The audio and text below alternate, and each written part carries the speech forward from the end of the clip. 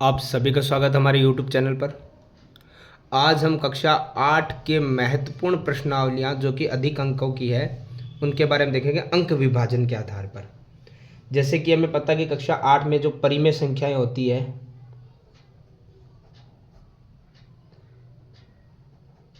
इसके अलावा वर्ग, वर्गमूल व घन, घनमूल, ये जो प्रश्नावलियाँ होती है ये ऑलमोस्ट 10 से 15 नंबरों की यानी 10 से 15 अंक की प्रश्नावली होती है जो कि सरल प्रश्नावली में आते हैं। क्योंकि वर्ग, वर्गमूल निकालना, घन, घनमूल निकालना, वर्गमूल जैसे भाग विधि से निकालना होता है, अभाज्य गुणनखंड विधि से होता है, घनमूल अभाज्य गुणनखंड विधि से होता है, परिमेय संख्याएं बताना होता है। ये प्रश्नावलियाँ 10 से 15 अंकों की आती है। इसके अलावा हम देखें तो बीजगणित जो हो गई है,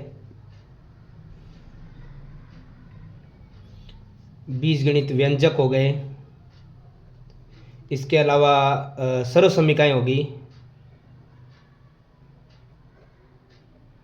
घातांक वाले जो सवाल होते हैं, घात वाले सवाल, घात, घातांक,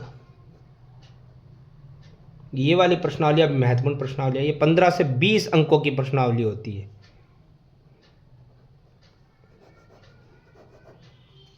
इसके अलावा क्षेत्रमिति जो होती है, क्षेत्रफल वाली, मेजरमेशन, इसके अलावा ज्यामिति, ये प्रश्नावलियाँ भी महत्वपूर्ण है। अंक के आधार पे ये 15 से 20 अंकों की प्रश्नावली होती है।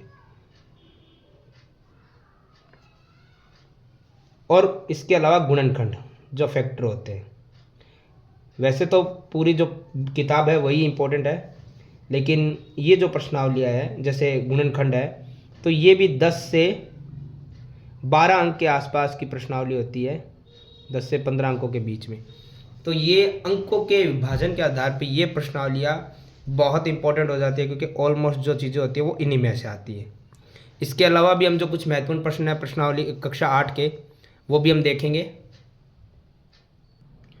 जैसे कि मैंने गुणनखंड बताया आपको, तो गुणनखंड के ये सवाल किस प्रकार से आते हैं, इंपॉर्टेंट कैसे रहते हैं।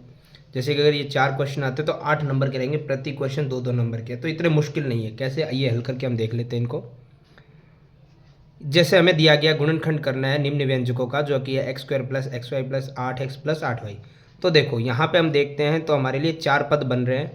तो हम पहले देखते हैं पहले वाला पद, उसे ब्रैकेट में रख लेते हैं, x² + xy, ये एक ब्रैकेट बन गया, और यहाँ पे बन गया हमारे लिए प्लस, और फिर हो गया 8x + 8y।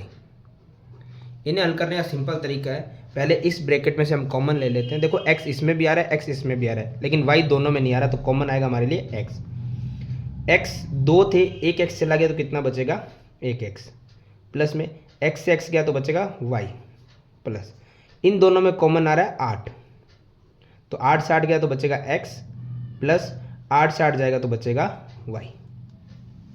तो हम यहाँ देखते हैं कि जो कॉमन ब्रैकेट बना है वो एक बार हम लिख देते हैं सामने की तरफ, x + y, और जो ब्रैकेट के बाहर है जैसे x + 8, इसका एक ब्रैकेट हम बना देते हैं। तो बस इतना हल करने पे हमें इस सवाल के 2 नंबर और 4 सवालों के 8 नंबर हमें मिल जाएंगे। वैसे ये ऑप्शन में आ रहे हैं तो हमारे लिए ये भी बढ़िया है कि अथवा में आ रहे हैं, तो ऑप्शन रहेगा कि हम इन्हें हल करें या इन्हें। जितने ज़्यादा आपको दोनों क्वेश्चन में आ रहे हैं हम उसी क्वेश्चन को हल करेंगे। ये नहीं होगा आधे इसके ऐसे हल नहीं कर पाएंगे हम। अगर हम ये क्वेश्चन करें तो इसी के 4 हल करने, ये अथवा में करें तो इसी के 4 हल करने। ठीक है, समझाने के लिए हम देख लेते हैं यहाँ पर दूसरा सवाल भी, हम इसके सवाल भी हल कर लेंगे अगर कोई कन्फ्यूजन होगा आप लोगों को तो। जैसे इस सवाल में देखते हैं, ये 2 bracket x + y plus 3 bracket x + y plus 5 bracket x + y है। ब्रैकेट के बाहर जो संख्या होती है उसकी गुणा होती है ब्रैकेट के अंदर वाली सभी संख्याओं से। तो इसमें हमें क्या करना है, सर्वप्रथम हमारे पास 3 पद बन रहे हैं, इनको हम हल करेंगे। ठीक है, प्रत्येक पद को हम किस प्रकार से हल कर सकते हैं। जैसे इस सवाल में हमने कॉमन ढूंढा था, इस सवाल में ऑलरेडी हम देखेंगे कॉमन मिल ही रहा है, क्योंकि x + y, x + y, x + y तीनों में आ रहा है। तो हम x + y को क्या ले लेंगे, कॉमन। तो ध्यान से देखो यहाँ पे क्या बचेगा, 2, क्योंकि x + y तो कॉमन जा चुका है, ब्रैकेट बना देते हैं। फिर आगे प्लस 3 ये x प्लस वाई तो कॉमन चला गया, फिर प्लस आगे आ रहा है 5, ये x प्लस वाई कॉमन चला गया। तो यहाँ पे हम देखते हैं, देखो x प्लस वाई का तो हम कुछ कर नहीं सकते, इनको जोड़ना घटाना कुछ नहीं हो सकता, लेकिन जो ब्रैकेट के बाहर दूसरा ब्रैकेट है उसमें 2 + 3 5 और 5 10 हो रहे हैं, और चूंकि हमें पता है इन दोनों के बीच कोई निशान है तो गुणा का होता है, चाहे नहीं लगाइए तो भी ये गुणा ही माना जाएगा। जैसे हम इसी में सवाल नंबर 3 देखते हैं, क्योंकि इतने डिफिकल्ट होते नहीं है ये सवाल। सवाल नंबर 3 जो हमें दिया गया है x की घात 4 minus x minus z whole की घात पावर, होल पावर 4 है, सॉरी, ठीक है। तो इससे क्वेश्चन को थोड़ा सा लंबा हो सकता है पर मुश्किल नहीं हो सकता। जैसे हमें पता है सबसे पहले स्क्वायर की तो सर्व समीकरण होती है, क्यूब की होती है, लेकिन 4 जो पावर होती है उसकी नहीं होती है, हमें इसी को हटाना है। ऐसे तो हटा नहीं पाएंगे, चलिए सवाल को यहाँ से समझते हैं। x है, अगर हमें पावर 4 हटानी है, 2 या 3 में लाना है, तो देखो इसको हम ऐसे लिख सकते हैं, 2 की पावर 2, तो ये 4 हो रहा है, इसको हमने टुकड़े कर दिया तो ऐसे लिख सकते हैं। सेम यही प्रोसेस इसमें भी करते हैं, x माइनस जेड लिखते हैं हम, ठीक है। और हम क्या कर सकते हैं कि 4 को टुकड़े कर लेते हैं, यानी इसमें क्या होगा, पावर के ऊपर एक और पावर लग जाएगी, तो ब्रैकेट हमें थोड़ा सा एक्स्ट्रा लगाना पड़ेगा। अब देखो, ध्यान से देखो, तो इस पूरे को आप a मानो, मैं यहाँ लिख देता हूँ ताकि आपको समझ आए, ठीक है। उसकी पावर है, हालांकि अंदर भी पावर है, एक बार अंदर वाले को आप भूल जाओ, आप इतने देखो कोई भी संख्या है a मानते हो उसके ऊपर स्क्वायर है, फिर बीच में माइनस है, इसको भी पूरा एक पद ही मानते हैं, पूरे को x माइनस जेड को b मान लेते हैं, और उसके ऊपर भी स्क्वायर है, ये तो पूरे एक पद मान रहे हैं हम स्क्वायर के साथ, बाहर वाला स्क्वायर है, तो ये एक सर्व समीकरण बनती है जो बनती है a प्लस बी और a माइनस बी। ये प्लस और माइनस आप कोई भी आगे लिख दो, यानी कि आपको क्या करना, बाहर वाला स्क्वायर हटाना, अंदर वाला तो है तो अंदर वाला तो हमें रखना पड़ेगा, तो ये सर्व समीकरण बन सकती है। तो हम क्या करते हैं, बाहर वाला हटा रहे, अंदर वाला रख लें स्क्वायर, एक बार प्लस में, दूसरा जो है, अब आप ध्यान से देखोगे तो आपको ऐसा लगेगा अंदर माइनस क्यों रख दिया, ये तो पूरा एक पद ही है, इसके लिए आप चाहो तो ब्रैकेट रख सकते हो, ठीक है, और उसके ऊपर स्क्वायर, अब बाहर वाला हटाया हमने, तो एक बार प्लस में हो गया और एक बार हम लिख देंगे इसे माइनस में, थोड़ा बड़ा ब्रैकेट बना लेते हैं ताकि अलग रहेगा, एक्स स्क्वायर, यहाँ माइनस आ जाएगा, और यहाँ वाला तो ये सेम ही है, एक्स माइनस जेड स्क्वायर, ठीक है। इसी को हम हल कर देंगे। इसको हल करने का सिंपल तरीका ये है, सबसे पहले इस ब्रैकेट को तो वैसे ही रखो, ये वापस वही बन गया, यानी a का स्क्वायर माइनस दूसरा है पूरा b का स्क्वायर, तो इसमें वापस वही सर्व समीकरण क्या लगेगी, स्क्वायर, पहले तो डबल स्क्वायर थे तो एक हटा दूसरा रह गया, इस बार a का वो हट जाएगा। देखिए कैसे, इसे हम सिमिलर रखेंगे, इस सवाल में थोड़ी ज़्यादा जगह लग सकती है, मुश्किल नहीं, क्योंकि देखो सिमिलर रख रहे हैं, इसमें हमें क्या करना है, वही a plus B a minus B, यानी स्क्वायर भी हट जाएगा, तो देखो a x है प्लस b पूरा ये है, स्क्वायर हट गया, और एक बार इसे प्लस में, एक बार प्लस में लिख दिया, एक बार हम इसे क्या करेंगे माइनस में लिख देंगे, कैसे, ऐसे, x minus bracket x minus Z bracket close, ठीक है। अब देखिए ध्यान से, ये वाला जो है इसका तो कोई हल है नहीं, इसमें तो हमें सिंपल सा क्या करना है, सिमिलर रख देंगे हम इसे, ठीक है। इससे हम हल कर सकते हो तो हल करते हैं कैसे, देखो ये x है, ब्रैकेट अगर हम खोलते हैं तो x प्लस एक्स कितना हो जाएगा, 2x, तो हम इसे लिख देंगे 2, चलो आगे लिख देते हैं, इसको बाद में पीछे लिख देंगे 2x, ठीक है। माइनस में क्या है, z, यहाँ पे देखते हैं हम, ये x और ये माइनस का x और प्लस माइनस क्या हो जाएगा, क्रॉस, तो बचा क्या, माइनस का z, ये रह जाएगा, माइनस का नहीं रहेगा सॉरी, क्योंकि ब्रैकेट खुलेगा जब ये माइनस का x रहेगा, माइनस माइनस क्या हो जाएगा, प्लस, तो यहाँ पे प्लस का z आ जाएगा, ठीक है। ये ब्रैकेट मैंने यहाँ खोला नहीं तो आप खोल सकते हैं, इसको ऐसे खोलेंगे, x ब्रैकेट खुला माइनस का x और बाहर माइनस अंदर माइनस प्लस, ठीक है, तो ये रहेगा x कट जाएगा, प्लस का z वैसे का वैसे रह जाएगा। अब जो हमारे पास था उसे हम हल कर लेते हैं, क्या हल कर सकते हैं, देखो एक्स स्क्वायर को हल नहीं कर सकते, ये a minus B whole square की एक सर्व समीकरण होती है, a minus B whole square, जो होती है a square plus 2ab minus, sorry गलत हो गया, a square minus 2ab plus B square, ये सर्व समीकरण होती है, इसका प्रयोग हम कर देंगे।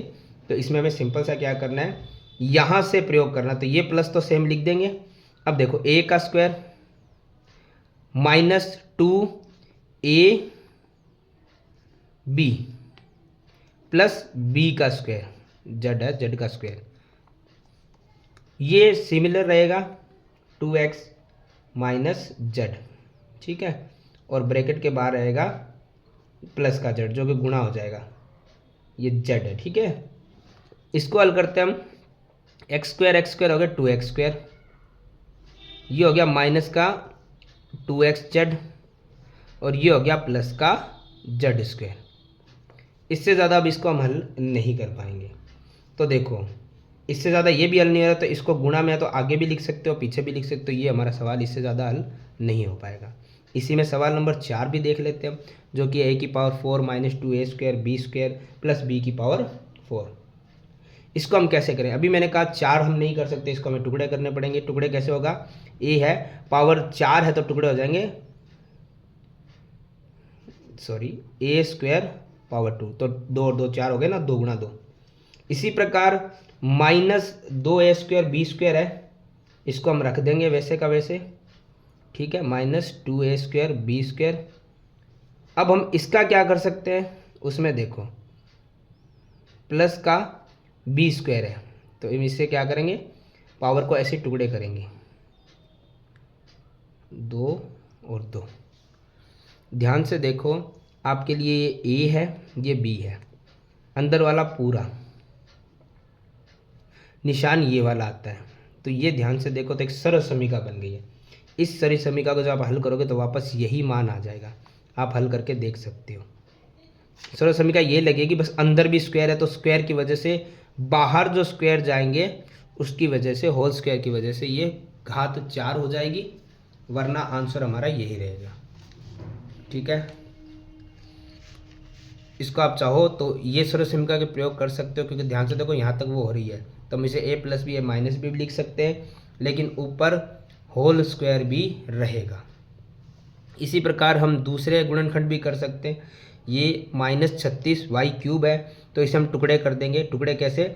जैसे 36 किस किस पाड़े में आ रहा है, एक लिख सकते हैं हम, एक तो लिख ही सकते हैं, 4 इंटू 9 भी लिख सकते हैं, कि 4 के पाड़े में आ रहा है, 9 के पाड़े में आ रहा है, 4 इंटू 9, वाई को 3 बार, भाग में 9 है, वाई को 2 बार, तो वाई से वाई 2 से 3 कट गए तो एक वाई बचेगा, और 9 से 36 कट गया 4 बार, तो बचेगा 4, 4 वाई और किसका? माइनस का। इन सवालों में भी ऐसे ही है, कुछ कॉमन आ रहा है, हम कॉमन बाहर लेंगे, जो बचेगा उसे रख देंगे, और जो वाई से कटेगा वाई, क्योंकि वाई काफ़ी सारे कॉमन आ रहे हैं, वाई 4 सभी में कॉमन आएंगे, तो वाई 4 से वाई 4 कट जाएगा, 3 बचेगा, वाई 4 कॉमन जाएगा तो वाई 4 ही बचेगा, माइनस 4 बचेगा, वाई 6 में से वाई 4 कॉमन जाएगा तो वाई स्क्वायर बचेगा, प्लस 5 वाई 4 से वाई 4 जाएगा तो कुछ नहीं बचेगा, तो आंसर आएगा 3 y 4 minus 4 y square plus 5 y नहीं आएगा इसमें। सवाल नंबर 3, कॉमन लेना है। कॉमन कैसे लेते हैं? जैसे पहला ब्रैकेट है, आप देखो इसमें दोनों में क्या कॉमन आ रहा है, 10 में 5 आ जाएगा, 25 में 5 आ जाएगा, मैं यहाँ बता देता हूँ आपको,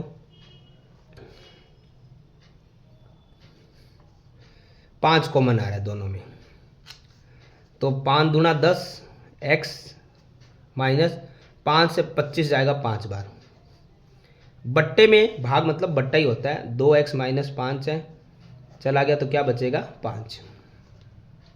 इसी प्रकार इस सवाल को भी हम हल करेंगे, जो कॉमन आ रहा है उसे हम कॉमन ले लेंगे, बाकी हम वैसे का वैसे लिख देंगे। कैसे? देखिए यहाँ पे कुछ कॉमन आ रहा है,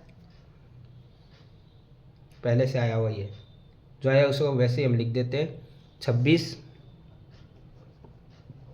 x y, ब्रैकेट है, एक बार हम फोड़ लेंगे नहीं, क्योंकि ब्रैकेट काफ़ी बार ऐसे कट जाते हैं गुणनखंड में, -4 ब्रैकेट बट्टे में 13x माइनस 4y का, तो ये तो कट गया, x से x कट गया, 13 से 13 दूना 26 कट गया, तो हमारा उत्तर रहता है 2y और ब्रैकेट में है x प्लस 5। तो इस प्रकार से हल करने मैंने गुणनखंड के सवाल को, जैसे कि वर्गमूल आते हैं भाग विधि द्वारा या अभाज्य गुणनखंड विधि द्वारा।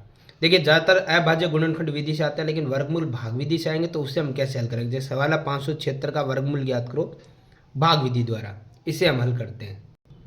देखिए भाग विधि द्वारा हल अगर हमें करना है तो सबसे पहले हमें इस प्रकार से हल करेंगे। देखो करना क्या होता है भाग विधि द्वारा, सबसे पहले पीछे से हम जोड़े से संख्या बनाते हैं, जैसे 2। आगे लास्ट में चाहे 1 बचे चाहे 2 बने, उससे हमें कोई मतलब नहीं है, पीछे से जोड़ा बनना जरूरी है। तो आगे बचा है 5। सबसे पहले तो हमें एक ही चीज़ ध्यान रखनी है, छोटी संख्याओं जैसे 1 का वर्ग 1 होता है, 2 का 4 होता है, 3 का 9 होता है। तो आपको यहाँ जो संख्या बचती है, क्या वो पूर्ण वर्ग आ रहा है? नहीं आ रहा। पूर्ण वर्ग मतलब आगे देखना है, ये वाला, पीछे नहीं देखना। पीछे तो 5 आएगा ना, 4 5 6। आगे वाला पूर्ण वर्ग नहीं आता, 4 आता है या 9 आता है, 5 नहीं आता। तो 5 से कम देखिए, देखिए 5 से कम 9 नहीं है, 4 है। तो हम इसके नीचे 4 लिख देंगे, जैसे भाग में करते हैं ना हम, कि उससे छोटी संख्या लो, वो नहीं आ रही तो वो आ रही है तो पूरी पूरी वो लिखो। यदि यहाँ 9 होता तो हम 9 लिख देते ना बट्टे में, नीचे, मतलब 9 - 9 हो जाता। चलिए या तो माइनस करेंगे, लेकिन एक चीज़, 4 आया तो लिखा हमने, लेकिन वो किसका मान था, किसका वर्गमूल था? 2 का। तो इसे हमें 3 जगह लिखना है, एक जगह ऊपर और 2 जगह यहाँ पर, क्योंकि यहाँ पे होता है प्लस, अंदर होता है माइनस। यहाँ प्लस कर दो, 2 और 2 हो गए 4, यहाँ कर दो माइनस, 5 में से 4 जाएगा तो बचेगा 1।